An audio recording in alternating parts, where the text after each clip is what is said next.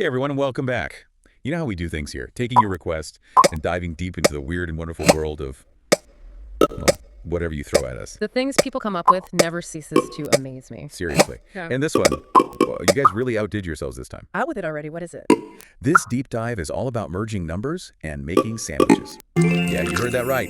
Buckle up, because we're heading into the wacky world of Game On 2048. Game On 2048. That name rings a bell. You know them? They're a gaming channel. Right. And they decided to, well, they've kind of mashed up Ball Run 2048 and sandwiches. Okay, that's a combo I wouldn't have predicted. Right. We're talking skyscraper high sandwiches, cheese-infused numbers, and get this, a tragic loss to a rogue pickle. A pickle. Okay, you've officially got my attention. All right, so first things first, for anyone who hasn't experienced the joy of these games, can you give us a quick rundown of what Ball Run 2048 and Sandwich Runner are all about? Sure thing. So Ball Run 2048, it's one of those merging games. You've got these numbered balls rolling around, and you got to bump them into each other to combine them. You know, 2 and 2 makes 4, 4, and 4 makes 8, and so on. The goal is to get to that elusive 2048 ball. Right, like that classic 2048 puzzle game. Exactly. And then you've got Sandwich Runner, which is a totally different beast. It's an endless runner game where you're this little character dashing through a world, collecting ingredients to build the most epic sandwich ever. Okay, I'm starting to see where this mashup might go. Oh, it gets wild. But even before we get into the specifics of their crazy combo, I think it's worth noting what makes these two types of games so addictive in the first place. Why do people spend hours merging numbers or building virtual sandwiches? That's a good question. I think it taps into something fundamental in us humans. Like in 2048, you're creating order out of chaos. You're taking all these random numbers and making sense of them, merging them into something bigger and better. And with Endless Runners, it's all about progress and growth. You're constantly collecting and building and seeing that sandwich get bigger and more elaborate. It's satisfying. Even if it is just in a game. Totally. And I think there's also an element of escapism, too. Like, you can get lost in these games, forget about your worries for a while. Okay, I'm with you.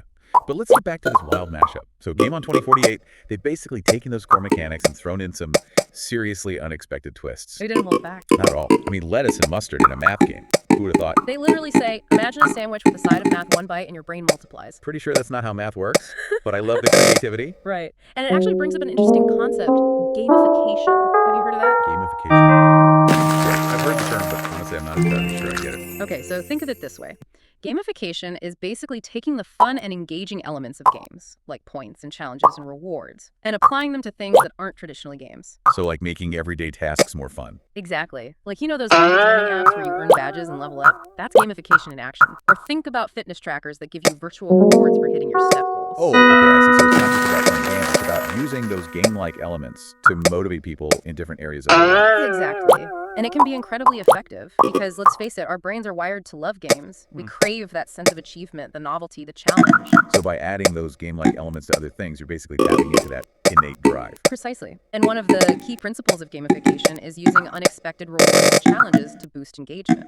And that's where Game On 2048's mashup really shines. Like, who expects to see a rogue pickle in a number merging game? Right, and it's not just there for looks. They actually lost a 1024 ball to that pickle. Which is both hilarious and heartbreaking. I mean, you've worked so hard to get to that point, and then bam, a pickle. Game over. But it's that unexpected twist that makes it so memorable. And honestly, it makes you learn a point about how unexpected combinations can be so powerful.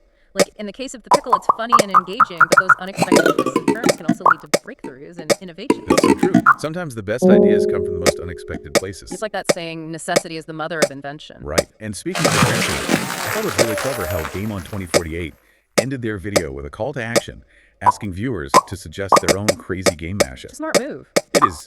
It's not only entertaining content, but they're also building a community around it. You know, getting the audience involved makes them feel like they're part of something bigger. Absolutely. And that sense of community, that feeling of shared creation can be so powerful. It turns passive viewers into active participants, which is key for any content creator these days. Okay, so we've covered a lot of ground here.